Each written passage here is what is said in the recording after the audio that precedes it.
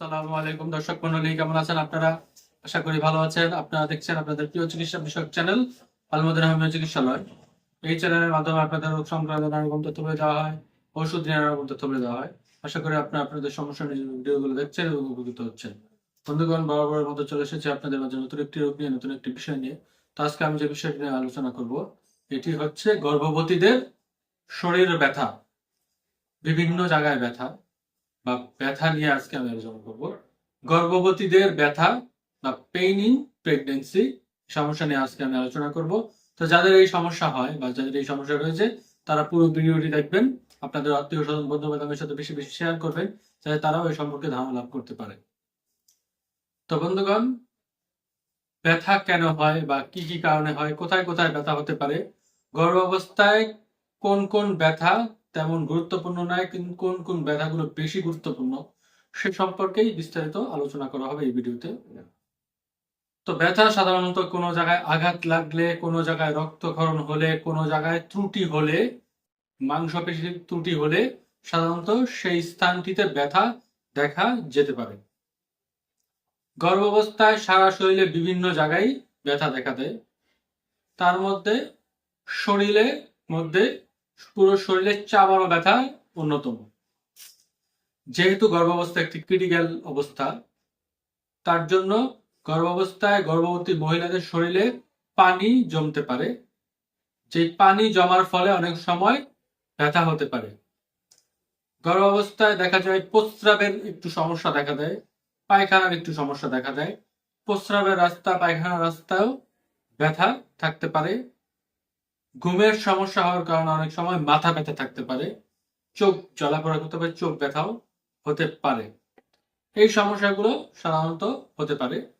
তবে সবচেয়ে বেশি যেই সমস্যাটি লক্ষ্য করা যায়, সেই সমস্যাটি হচ্ছে পিঠে ব্যথা বা কোমর ব্যথা এবং পেটে ব্যথা।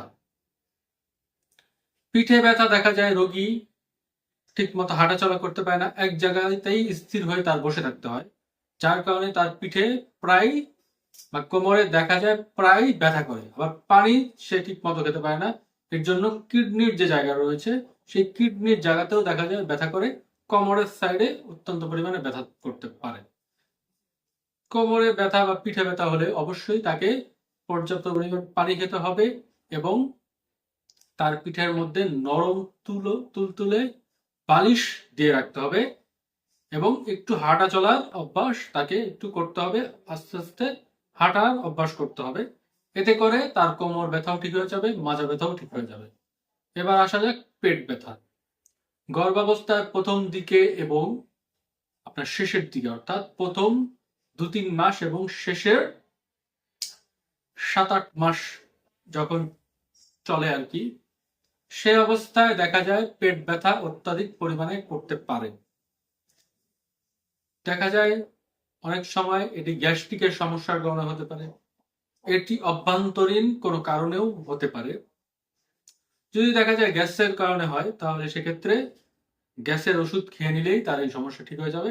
কিন্তু যদি কোনো অভ্যন্তরীণ কোনো কারণে এই সমস্যাটি হয়, তাহলে অবশ্যই নিকটস্থ একজন চিকিৎসকের পরামর্শ নিয়ে ওষুধ সেবন করতে হবে, তাহলে দ্রুত এই ব্যথা ঠিক হয়ে যাবে।